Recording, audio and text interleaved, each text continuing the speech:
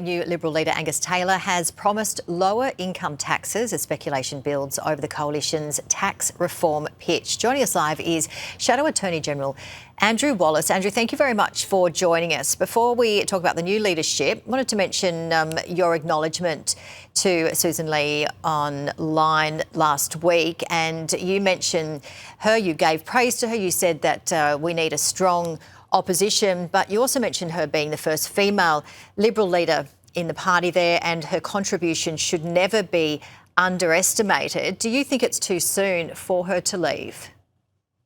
Oh, look, I'm not going to give Susan advice in that regard, and it's too late anyway. She's made her decision. But 25 years, I've only been in the parliament 10 years, Janie, and I know the sacrifices that I've made in those 10 years and my family has made. But for someone to have been in that role for 25 years, Susan won 9 elections on the trot.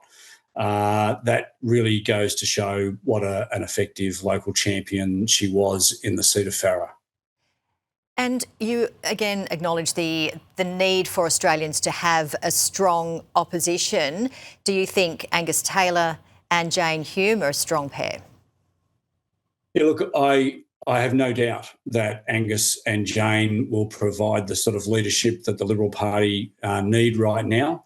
They both received not just a good solid win, they received an emphatic win from the party room. And I think that is really important, because if we had a close win, then I think that, we would just potentially see, that sort of unsettledness continue. But the reality is they both won very, very strongly, and that's a good thing for the Liberal Party. And because of our democratic system, a strong opposition, a strong, good, functioning opposition means that we should have a strong, functioning government. And that's effectively what we need to do, is hold this hopeless government to account.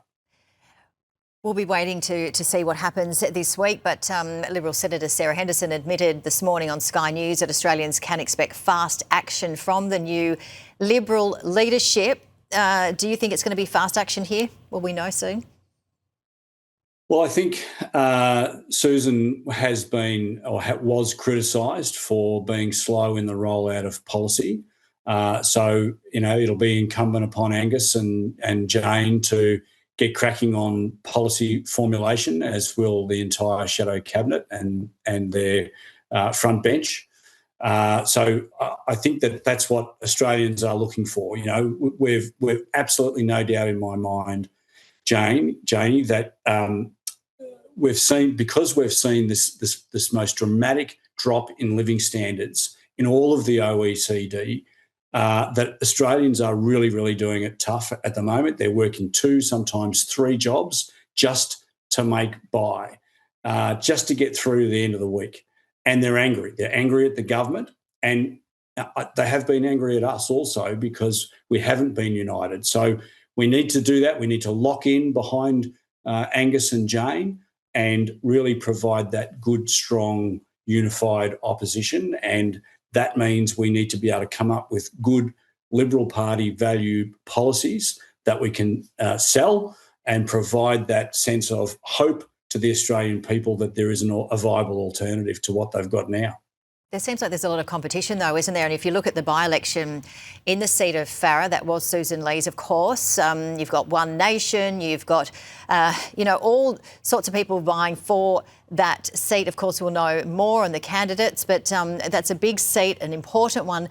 And how confident do you think, your team will be in getting that? And how concerned are you about polls that are saying that One Nation is the second major party? Well, I think those polls demonstrate and support exactly what I've just said, Janie, and that is that people are angry. So when they're angry, they want to, and we've seen those votes come off, not just us, but also the Labor Party as well. So we need to provide that viable alternative to the people.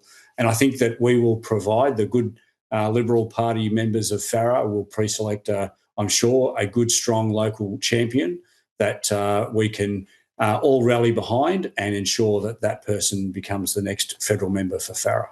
All right. Well, Andrew Wallace, we always appreciate you joining us today. Thank you so much. Thanks, Janie.